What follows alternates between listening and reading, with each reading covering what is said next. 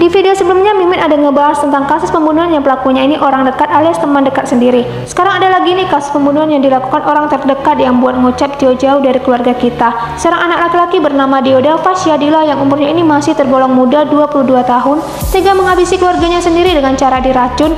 Bahkan perbuatan percobaan ini sudah 2 kali oleh DDS lakukan ke keluarganya, tapi saat melakukan aksi pertama itu gagal.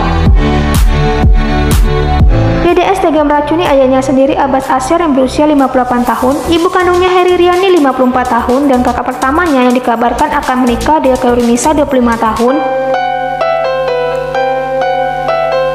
Ia merasa sakit hati dan berat hati diberi beban untuk menanggung kebutuhan keluarganya, merasa mendapatkan perlakuan yang berbeda dari orang tuanya sebagai anak bungsu untuk menghidupi kebutuhan keluarga dan dibebankan untuk membeli biaya obat-obatan orang tuanya yang sedang sakit-sakitan.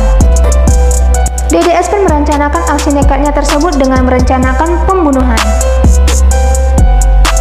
DDS juga merasa sakit hati karena ada perbedaan antara kakak pertamanya dengan DDS sebagai anak kedua atau terakhir, yang kakak perempuannya ini dulu sempat bekerja sebagai teller bank selama 3 tahun dan sekarang telah berhenti atau tidak bekerja lagi, tapi tidak mendapatkan tuntutan yang sama dari orang tuanya. DDS yang merasa jengkel karena terus-terusan mendapatkan tekanan untuk membiayai hidup keluarganya, kesal selalu terus-terusan disuruh mencari pekerjaan dan merasa tidak diperhatikan keluarganya, memutuskan untuk membunuh kedua orang tuanya dan kakaknya, yang ternyata racun untuk membunuh tersebut dibeli via daring atau online.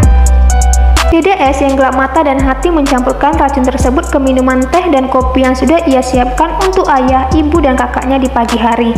Racun yang berdosis tinggi dan mematikan dalam waktu 15-30 menit itu langsung membuat ayah, ibu, dan kakaknya tergeletak di kamar mandi yang berbeda-beda.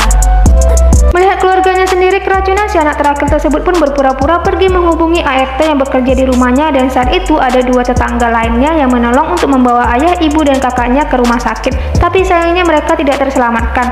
Kejadian ini terjadi Senin 28 November 2022 di rumahnya sendiri di Jalan Sudiro, Gang Durian, Dusun Prajenan, Desa Mertoyudan, Kabupaten Magelang pada jam 7.30 pagi hari. Yang ternyata Dioda alias DDS ini sebelumnya pernah melakukan hal yang sama, meracuni ayah, ibu, dan kakaknya dengan berpura-pura memberi minuman es dawet. Kejadian ini terjadi 23 November 2022 atau 3 hari sebelum meninggalnya keluarga tersebut. Yang ternyata keluarganya tersebut cuma berprasangka baik aja karena kan saat itu hanya dinyatakan keracunan es dawet. Bahkan menurut pengakuan Sartina, RT yang bekerja di rumah tersebut, kalau keluarga ini tuh baik-baik aja. Selama 15 tahun ia bekerja di sana dan tidak ada konflik yang besar. Pernyataan ini juga didukung Kepala Desa Mertoyudan Eko yang menyebutkan tidak ada yang mencurigakan dari keluarga tersebut.